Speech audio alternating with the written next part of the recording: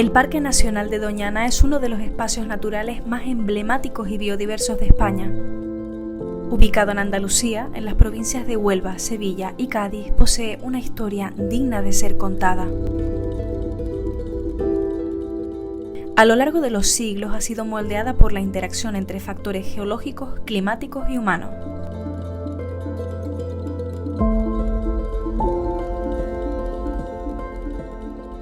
En la antigüedad, Doñana era una extensa llanura aluvial formada por los sedimentos depositados por los ríos Guadalquivir y Guadiamar. Durante siglos fue utilizada principalmente para la agricultura y la ganadería.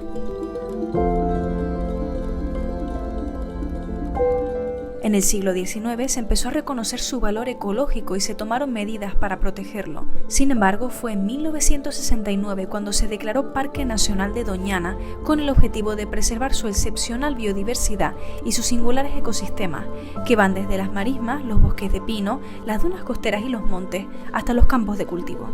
Es uno de los principales lugares de Europa para la migración, cría e invernada de aves acuáticas y esteparias, como el flamenco, el águila imperial ibérica, el águila pescadora o el abetorillo, entre muchas otras, así como mamíferos tales como el lince ibérico, el ciervo, el jabalí, la nutria o el zorro.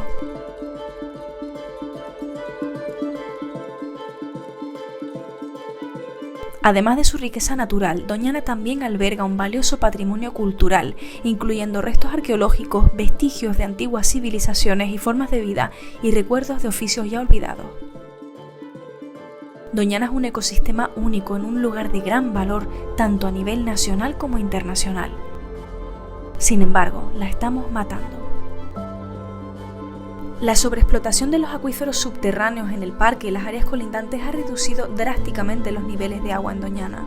La extracción masiva de agua para el riego del fruto rojo, del que Huelva provee más de la sexta parte del mercado internacional, ha disminuido críticamente los flujos de agua dulce que alimentan las marismas y los humedales.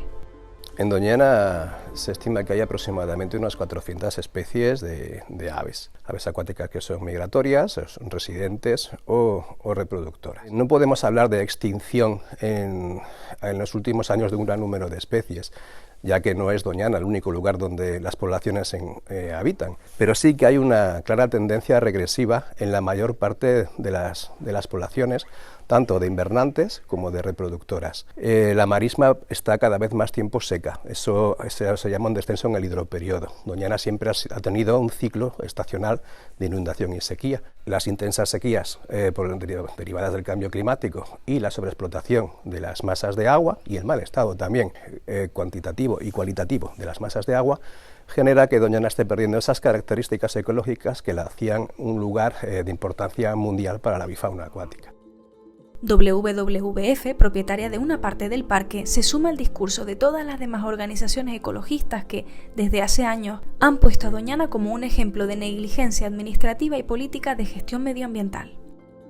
Bueno, WWF es una organización internacional que el origen es en las marismas del Parque Nacional de Doñana. En los años 60 había varios proyectos por parte del aquel entonces gobierno de Franco de secar las marismas.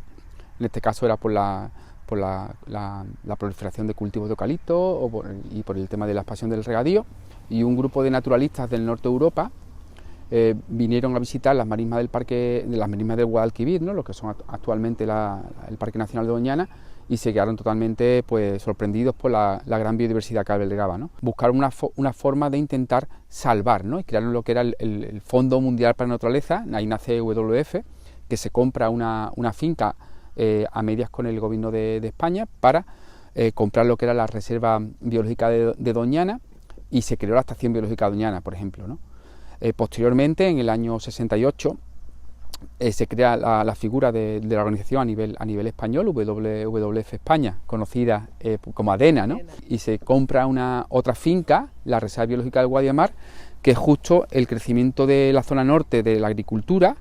Para evitar el crecimiento y secación de las marismas se compra un trozo de tierra, unas 3.000 hectáreas de marisma aproximadamente, para evitar esa proliferación de la agricultura, ¿no? Y se consigue a cambio crear la figura del Parque Nacional de Doñana, que se crea en el año 69. En octubre de 2023, la organización Greenpeace lanza Operación Resucitar Doñana, una investigación sobre el modelo agrícola que ha llevado al parque al colapso, en el que se determina, gracias a la tecnología geoespacial, que hasta un 15% de la producción total de la Corona Norte se riega de forma irregular. Lo que hemos hecho ha sido una investigación superponiendo capas de SIG con un sistema de teledetección y con un sistema de inteligencia artificial, y lo que hemos analizado son las capas de superficie de regadío que están legalizadas, por así decirlo, que están en normativa, y lo hemos comparado con la superficie que estaba puesta en cultivo durante el año pasado, durante la anterior campaña de fresa y de frutos rojos. Y con el sistema de teledetección hemos analizado que determinadas fincas que a lo mejor tenían en regadío 3 hectáreas, pues a lo mejor 2 eran hectáreas legalizadas y a lo mejor había una ilegal, ¿no? O sea, es muy difícil determinar dentro de una misma explotación agraria cuáles son las fresas o los frutos rojos que provienen de riego ilegal, de riego legal. De hecho, nos metimos en algunas fincas para comprobarlo, ¿no? Se calcula que en la zona de la Corona Norte de Doñana alrededor de un 10 o un 15% se riega con agua ilegal.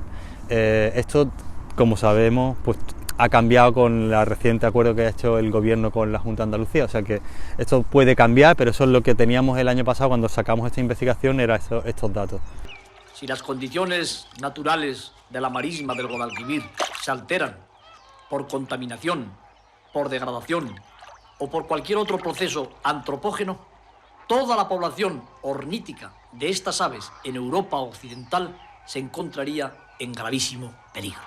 Hay un descenso en poblaciones de aves invernantes muy marcado en fotos muy características de Doñana, como puedan ser, por ejemplo, los ánsares. Los ánsares han pasado de 50 o 60.000 a no llegar a 10.000 en unos años. Eso ya es una realidad, es un hecho. Estamos perdiendo esa imagen característica de Doñana. La marisma está casi completamente seca. Ahora mismo estamos en la marisma del Rocío, que tiene una sobreinundación, casi se comporta como una laguna, y aquí sí hay algunos cuantos especies de aves acuáticas, pero casi toda la marisma natural de Doñana está completamente seca.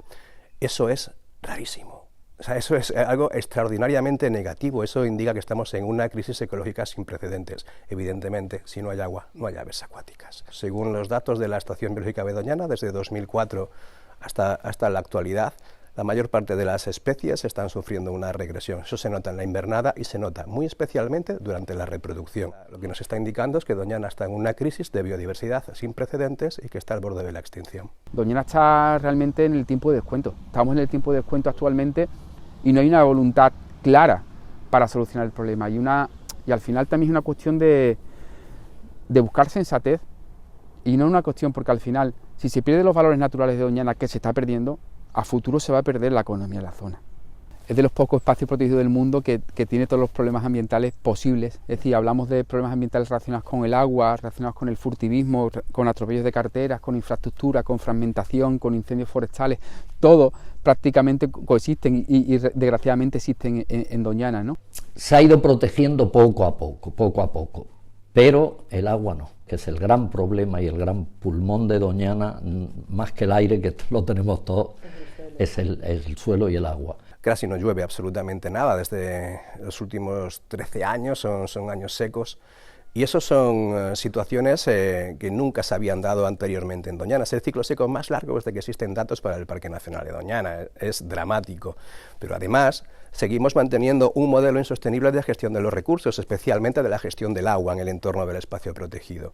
El modelo actual de gestión, sobre todo del regadío, pero también del resto de modelos socioeconómicos de Doñana, no están adaptados a la situación actual de calentamiento global, son insostenibles y significa que no van a permitir que se recupere Doñana, no está adaptada al cambio climático, y además significa también que la población de su entorno no va a poder sobrevivir a medio plazo. Entonces no sabemos si Doñana a veces puede estar actuando como un sumidero. Es decir, que esté afectando a poblaciones que pueden criar también a 500, a 1000 kilómetros o a 5000 de Doñana, ¿no? Si algo tienen en común todas las partes entrevistadas a lo largo de este reportaje, es que confirman que actualmente no existe compromiso político suficiente en el que sustentarse para augurar un futuro en el que Doñana vuelva a ser aquello que conocíamos. No hay el compromiso adecuado político para buscar soluciones al conflicto. Evidentemente, las administraciones han evolucionado mucho en los últimos años. Han dado pasos importantes, por ejemplo, el actual Gobierno de España, la actual Confederación Hidrográfica Guadalquivir o el Ministerio de Transición Ecológica está poniendo su parte para buscar soluciones, pero muchas veces no hay coordinación, por ejemplo, con la actual Junta de Andalucía. La contaminación, tanto por vertidos industriales como por el uso de pesticidas y fertilizantes en la agricultura intensiva, afecta la calidad del agua en Doñana. Los contaminantes pueden acumularse en los cuerpos de agua, envenenando la fauna y la flora acuática y alterando sus delicados equilibrios ecológicos. Juan Romero, histórico integrante de Ecologistas en Acción, lleva más de 30 años luchando contra los infravalorados atentados medioambientales en el entorno del Parque Nacional. Los barcos, cuando estaban atracados en Huelva, en el Pantalán, donde cargaban los residuos, nos amarramos al barco, amarrados con cadenas, y le pusimos sus pancartas. Los bautizamos, le pusimos en lugar de Nerva o Niebla, Cáncer y Lepra. Stop a los vertidos. Nos metieron una buena multa, 800.000, eran pesetas, y no teníamos un duro, no teníamos nada. Entonces comprobamos lo que era la solidaridad en todo el territorio de España, que era la campaña de la pesetilla, para pagarle la multa a Tiocide. Y le llevamos las 800.000 pesetas en pesetas y se las entregamos, por supuesto, al organismo oficial, pero después, como acto de protesta, fuimos a las puertas de la fábrica, con los esqueletos de los peces y demás, y sobre todo era la campaña que a quien contamina se le dan premios, se le hace reconocimiento, que es lo que hacía la administración, y a los ecologistas, que defendíamos el medio ambiente y la salud, se le da multas. Pero no todas las partes tienen la misma perspectiva del problema. Con el objetivo de ser ecuánimes, desde PACMA nos hemos puesto en contacto con Manuel Delgado, portavoz de la Asociación de Agricultores Puerta de Doñana, para escuchar de primera mano el testimonio de quienes forman parte del sector señalado públicamente como responsable de la situación actual del parque. Los agricultores del monte queremos que se nos escuche, porque si alguien sabe de agricultura sostenible somos precisamente los agricultores del monte. Pero no se trata de machacarnos, cuando precisamente somos los primeros que somos conscientes que nosotros, si podemos estar aquí, es si conseguimos mantener que Doñana siga existiendo. Nos encontramos en un paraje que es, la verdad, privilegiado. Estamos en un entorno libre de polución. Por eso nuestros productos son como son. Nosotros lo que no queremos es que el esfuerzo que está haciendo en nuestra gente quede en saco roto por la voracidad y insaciable de los pueblos de alrededor, de agricultores que no tienen, que lo que buscan es su expansión a cualquier coste. No es nuestro caso, y lo que queremos es cuidarlo para poder garantizar que nuestras explotaciones sigan pudiendo producir tanto ahora como para nuestros hijos, incluso para nuestros nietos. Un 15%, entre un 10 y un 15% de la superficie de que se riega en la corona norte de Doñana podría provenir serían de regadíos que están fuera de ordenación, ¿vale? En estos regadíos hay mucha variabilidad. Hay grandes empresas que tienen grandes extensiones de regadío, y hay pequeños empresarios que tienen un complemento, a lo mejor tienen 2 hectáreas y 1 hectárea la tienen legalizada y la otra no. La casuística es muy diferente, es muy diversa. De hecho, eso es lo que ha complejizado mucho el acuerdo que han tenido al que han alcanzado entre el Gobierno y la Junta de Andalucía para darle una solución a lo que la Junta de Andalucía decía que era una problemática inventada por la propia Junta de Andalucía. El acuífero de Doñana es mucho más grande que Doñana, entonces lo que se hace fuera, las extracciones, le afectan a Doñana. Cuando se avanza el parque natural y cogen muchas zonas de esas, empiezan los incumplimientos. Y esos incumplimientos no tienen color político, no lo han tenido durante muchos años. La distribución aquello ha sido siempre un mare magnum, pero lo cierto es que la ley se ha incumplido constantemente. Como consecuencia del incumplimiento constante de esta ley, en noviembre de 2023 la Junta de Andalucía anunció un acuerdo que pretendía resolver el problema del saqueo de agua en Doñana a través de una amnistía con los agricultores, de la cual se beneficiarían todos aquellos que no tuviesen ningún proceso pendiente con la administración. Sin embargo, el miedo continúa por parte de las asociaciones ecologistas. Nos ha reiterado que ninguna entidad que tenga algún asunto pendiente con el Estado, como cualquier asociación, puede ser beneficiario de una subvención. Eso es lo que nos ha dicho el Gobierno estatal. Después está lo que dice la Junta de Andalucía, que poco más que está vendiendo como una especie de gran éxito para su proyecto, que era el de la legalización de regadío ilegal, el acuerdo al que se ha alcanzado. Hay explotaciones que no tenían expedientes abiertos por parte de la Confederación Hidrográfica del Guadalquivir, que estaban extrayendo agua de forma ilegal y que sí que probablemente son potencialmente beneficiarios del acuerdo. Por tanto, se estaría dando de una forma velada una amnistía a quienes han estado robando agua de forma ilegal. No se puede pasar del tope. El tope son 4.500 metros cúbicos por hectárea y año, y de ahí no te puedes pasar. No te puedes pasar ni un metro, porque como te pases, las sanciones son brutales. Con las altas temperaturas y con la falta de lluvia tenemos que gastar más agua. Pues ¿qué es lo que hacemos? Nos autorregulamos. Tenemos que abandonar parte de nuestras explotaciones para dedicar el agua que estaba para una explotación a poder garantizar la continuidad de la otra parte. El que no está regulado, el que no está censado, no hace eso, consume agua a demanda. Bajamos al terreno y a nivel local hay municipios todavía donde es complejo buscar esas soluciones, ¿no? Porque al final son muchos vecinos los que están afectados por el uso ilegal del agua, entonces es muy complejo, falta voluntad y sobre todo en Doñana lo que falta siempre es una visión a largo plazo. Muchas veces vemos visiones cortoplacistas por ciertos partidos políticos que solo ven el usar Doñana como un elemento electoral importante, y sabemos que cada pocos años hay elecciones, ¿no? Cuando no son locales, son regionales o son nacionales. Entonces, Doñana desgraciadamente está muy politizada. Fíjate que en Doñana ha habido dos saltos para mí recientes cualitativos.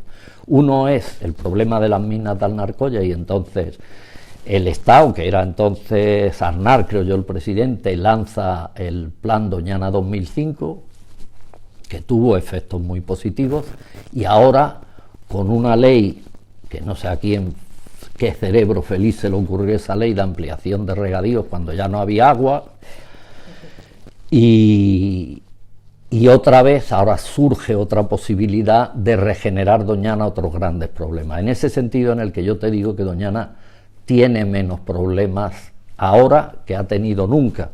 Problemas siempre va a tener, pero por lo menos ahora ves unas ganas tanto de la población que se ha ido, digamos, de alguna manera dándose cuenta de los valores que se pueden obtener de Doñana como marca, como horizonte, que antes no había. O sea, los becarios más antiguos de Doñana recordamos que cuando íbamos a dar una charla al monte o a otros pueblos nos tiraban tomates. Los residuos del polo químico de Huelva, de Fertiberia, la pirita, que es la materia prima de Huelva, de las minas, ellos la tostaban, le quitaban el contenido de azufre y después el otro contenido lo mandaban también a las minas de Alnarcoya.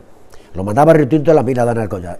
Fertiberia estaba mandando residuos procedentes de su fábrica a las balsas que después se rompieron en el año 88.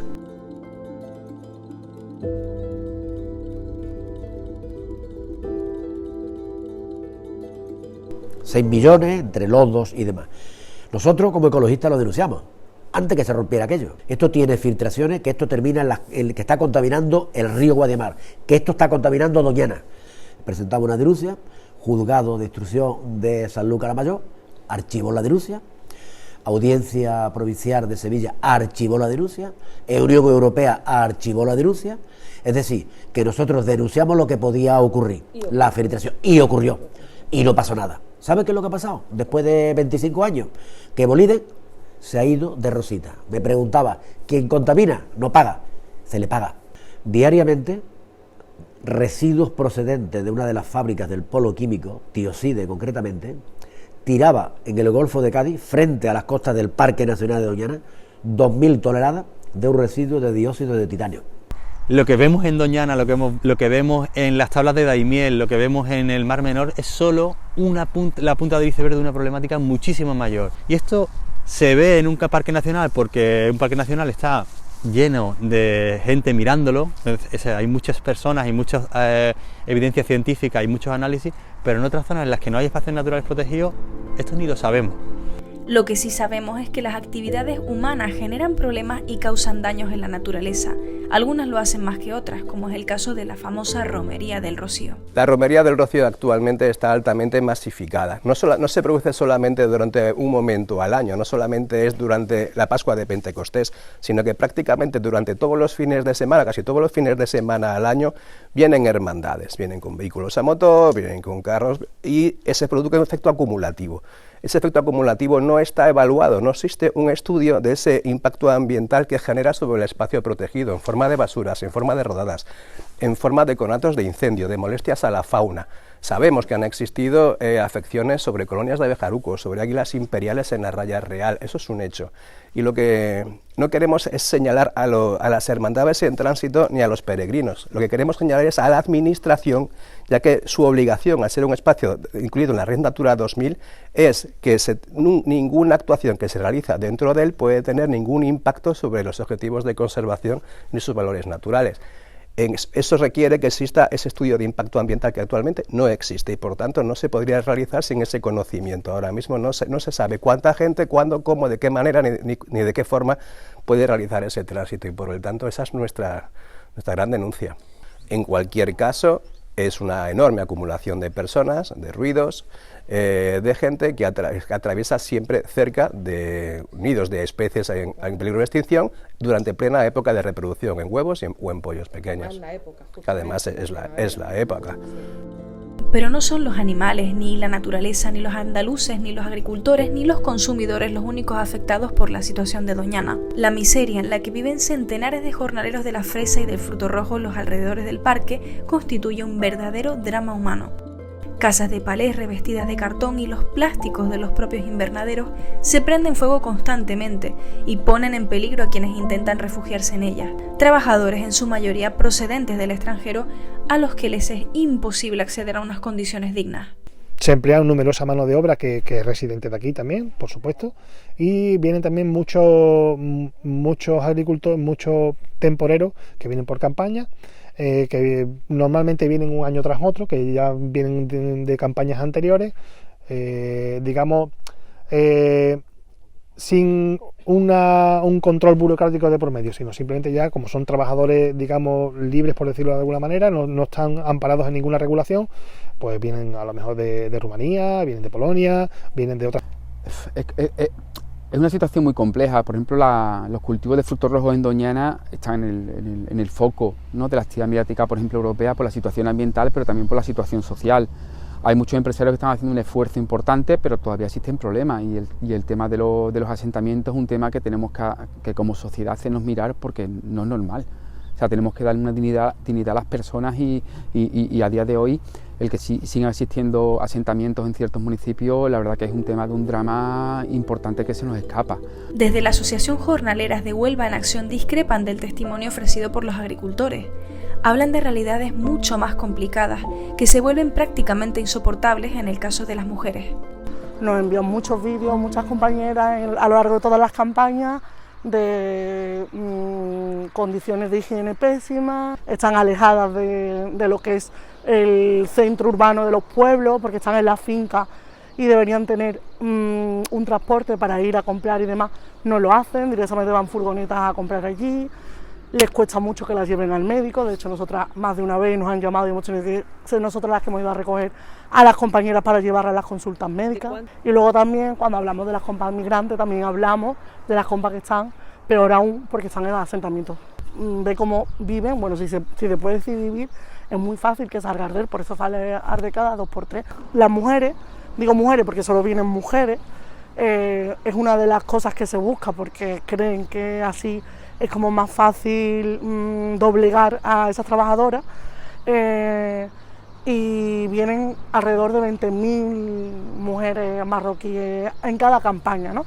Vienen con un contrato origen, es un contrato que hay una ley entre el gobierno marroquí y el gobierno español, vienen con todas las condiciones legales, con una nómina igual que cualquier persona que viva aquí. Solo aceptan a mujeres y además que tienen que ser viudas, casadas, con menores a su cargo o mayores a su cargo, porque así garantiza el seguro de retorno, es decir, que cuando se acabe la campaña tienen que volver a su casa porque son las encargadas de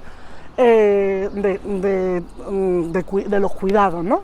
Porque tanto la ley de extranjería como esta orden GECO lo que busca es que aquí haya mano de obra barata y no se le considere personas, con lo cual lo último que se busca es la regularización.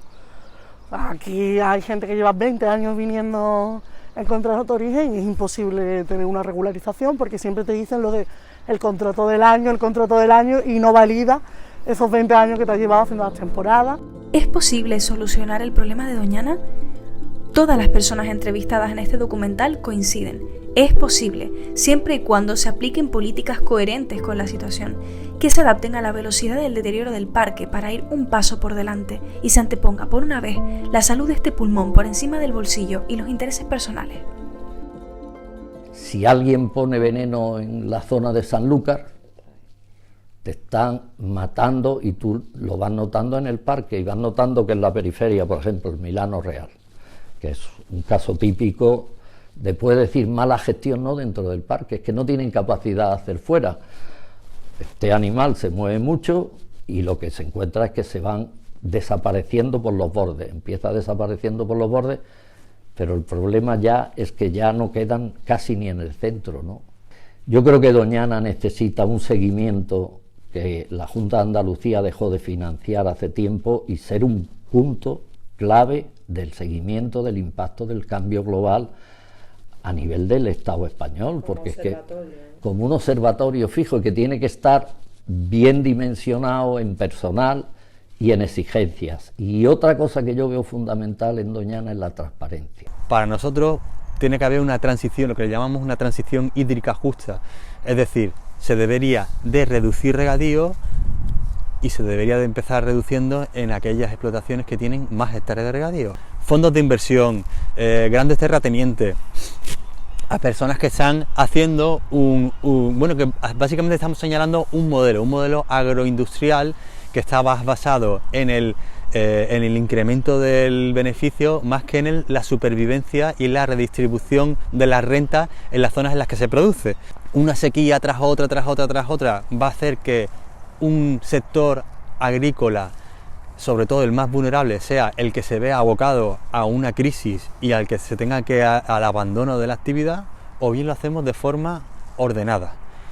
Y ordenada desde un punto de vista social, porque el agua no es de nadie, el agua es un recurso de todos, es un recurso comunitario. Por tanto, se debería hacer un reparto social del agua. Si queremos avanzar, sobre todo actualmente con la coyuntura que tenemos y con la presión que tenemos de organismos internacionales o de la propia Comisión Europea, tenemos que abordar la cuestión de una manera muy sensata, y todo se basa en eliminar urgentemente la superficie ilegal de regadío y buscar soluciones al resto, ¿no? Y eso todavía cuesta. Entendemos que si de una vez por todas conseguimos que en la zona solamente cultive y extraigan agua la gente que está regularizada y controlada, se podrá buscar siempre herramientas y soluciones más ágiles para cuando haya cualquier tipo de problema, como por ejemplo ahora que estamos en época de sequía. Los procesos naturales van más rápido que los procedimientos administrativos y Doñana está al borde de la extinción, la biodiversidad nos lo está indicando, el calentamiento global no espera, no hay tiempo y llegamos tarde. En esta situación, las actuaciones de restauración del estuario, de recuperación de caudales, de regeneración hidrológica tienen que ir paralelas, ser urgentes y paralelas a ese cambio de modelo socioeconómico, si no probablemente no vamos a recuperar tal vez la Doñana que todos conocemos, pero entre eso y el desierto todavía hay un amplio rango de grises que podríamos llegar a alcanzar. Al final, ellos tienen su parte de razón y saben por qué lo están pidiendo. Muchas veces nos lo explican, nosotros no lo entendemos, pero después sí que vemos las consecuencias. Si hay vida alrededor de nuestras explotaciones, los animales no entran dentro de las explotaciones para intentar alimentarse. Facilitamos por otro lado que haya biodiversidad y que haya alimento para que las distintas especies puedan alimentarse, y por otro lado protegemos nuestras propias explotaciones de los daños que, por ejemplo, ahora mismo veis las mallas para que los pájaros no entren, pero los pájaros no van a intentar entrar aparte de las mallas si tienen comida alrededor. Si tienen comida alrededor entrarán menos todavía. Del ser humano siempre pensamos que al final mejores carreteras nos van a dar más oportunidades, y no es cierto. Tenemos que aprovechar los recursos que tenemos, las infraestructuras que ya tenemos, para hacerlas de una manera más sostenible, pero al final estamos cambiando el modelo y estamos intensificando e intentando mantener Doñana como el resto de grandes ciudades, y no es así, ¿no? Tenemos que ser consecuentes de que estamos en un espacio protegido único en Europa. Es muy permisiva, de hecho bastante permisiva. De hecho, en la fábrica del Polo Químico de Huelva tenían que ser más exigentes y asumir la totalidad de lo que es la gestión y el tratamiento de los desechos que ellos producen. Ahora lo que hacen es que los externalizan y se los mandan a otros países o se los mandan a vertederos. Entonces eso no es. Si tú eres el responsable de la generación de ese residuo, tú tienes que costear la gestión de ese residuo y la inertización o meterlo en el circuito. Pero la sociedad no tiene por qué. Esto es inasumible, no es sostenible. El nivel de consumo, el nivel de vida, de utilizar, tirar y despifarrar, necesitaríamos 7 o 8 planetas. Y con el planeta que tenemos, ya la huella ecológica está, bueno, lo que podemos consumir está superado. Agua contaminada por vertido minero es incompatible con la preservación de Doñana. Primera amenaza, la minería. Segunda amenaza que tiene Doñana, el tema de los proyectos energéticos. CEU, hombre, 100 hectáreas, una zona que es una maravilla, se la han cepillado por la cara. Los proyectos del polo químico, el hidrógeno verde y los proyectos gasísticos. Los hidrocarburos, la petroquímica que tenemos ahí, la infraestructura viaria. Mira la cantidad de carreteras que tienen. Este año han muerto 16 linces. La basura, donde toman los asentamientos para las colonias de aves orucas, que se las cargan literalmente, porque se ponen encima. La caza furtiva ilegal es impresionante. En el Cayo Guadiamar le pegaron un tiro con posta, son un tipo de balas ilegales, son trozos de plomo que van 20 o 30 en el cartucho. Le metieron un lince y lo tiraron en el Cayo Guadiamar. Lo denunciamos. Nada. El Seprona tenía que estar. Los mandos del Seprona formaran parte en el Consejo de Participación de Doñana, como lo formaban antes. Y 2, tener en la comarca una buena cuadrilla de personas dotados de recursos y medios para que vigilaran toda la zona. Porque a la gente de medio ambiente lo que pasa es que trabajan en unas condiciones que los ríos no los pueden asumir. Que el acuífero está ya con problemas de contaminación, plaguicidas, nitrato, sobreexplotado, las aguas superficiales, la mayoría desviadas. Entonces Doñana depende del agua de la lluvia. Y si no llueve, Doñana seco. Pero además, como han añadido, las aguas contaminadas. ¿Qué futuro tiene Doñana? Hombre, Doñana tiene futuro. El sector agrícola hay que reconvertirlo. Es decir, se puede mantener actividad agrícola que sea familiar, social, ecológica y que prescinda de los químicos. Sobre todo que los beneficios repercutan en la gente, no en los fondos de inversión de los grandes empresarios, porque eso viene a lo que viene. Esa es una solución. Y la otra, hay que recuperar todas las cuencas vertientes depurando todas las aguas. Y por supuesto el acuífero, los niveles de extracción, de sacar agua, se tienen que reducir bajo mínimo. Doñana bien conservada es positiva para todo el mundo. Doñana mal conservada es una fuente de problemas para todo el mundo. Al contrario de lo que muchas personas puedan pensar, la supervivencia de Doñana y de todos los espacios naturales de nuestro mundo son una decisión política. No hay que sentir que se ha perdido la batalla, no hay que sumirse en lamento. Podemos hacer algo, podemos revertirlo y recuperar lo que algún día tuvimos y también tuvieron los millones de animales que aquí habitaron. Solo es cuestión de querer. Doñana es solo un ejemplo más de la imperiosa necesidad de dar el poder a quienes lo merecen porque demuestran que están capacitados para gestionar. De nada sirve rodearte de profesionales y asesores si a la hora de la verdad haces oídos sordos. No nos cansaremos de decirlo, con grandes políticos en las administraciones podemos hacer grandes cosas. El futuro de España no tiene por qué ser lúgubre. Estamos a tiempo. ¿Y tú? ¿Votas pensando en el mañana?